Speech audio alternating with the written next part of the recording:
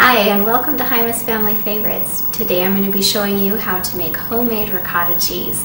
It's really easy and something that can take your dishes to the next level. So in order to make our ricotta cheese, you need a couple of key pieces of equipment. A heavy saucepan, you need a fine mesh strainer with a bowl, and then some cheesecloth on top of that. And then our ingredients list is really simple. We need 6 cups of a combination of milk and cream.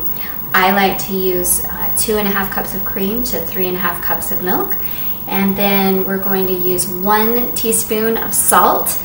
I prefer to use kosher salt, as well as 3 tablespoons of white wine vinegar.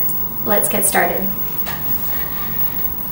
First, the heavy saucepan. This is my milk and cream mixture. I'm going to go ahead and add that to the pan.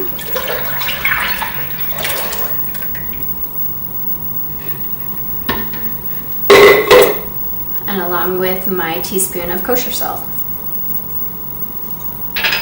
Just going to give that a quick stir.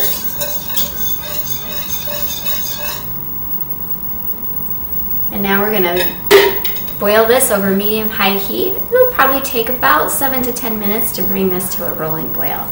We'll be back after that.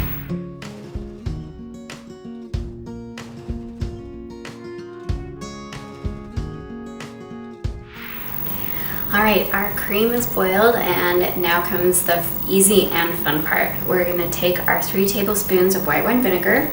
We're going to add that to our mix. And we're just going to stir it in. We need to let it sit for 1 to 5 minutes until that milk starts to curdle. You can see how quickly that starts to happen. It is already starting to curdle. All right. This pan is still a little bit hot, so I'm going to grab some hot pads.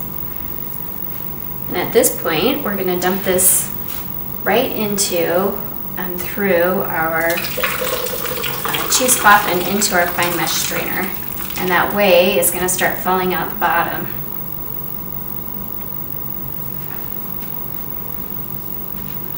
Now if you're in a hurry and you want warm ricotta, there is a trick to be able to get the whey out faster. I'm going to tie the 2 corners of my cheesecloth together into a tight knot and leave a little hole.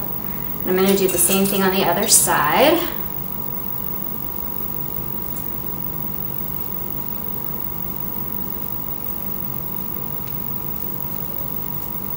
And then I'm simply going to take the handle of my wooden spoon and slip it through those holes and under the knots, and then twist.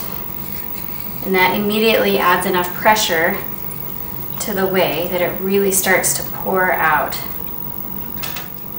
I like my ricotta to be a little bit creamier, so I'm going to not go too crazy on letting it drain. And then we're going to open this back up and I'll show you what we've got.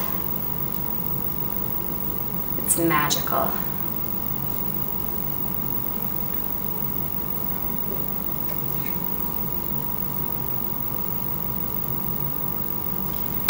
Now you're left with some amazing homemade ricotta cheese.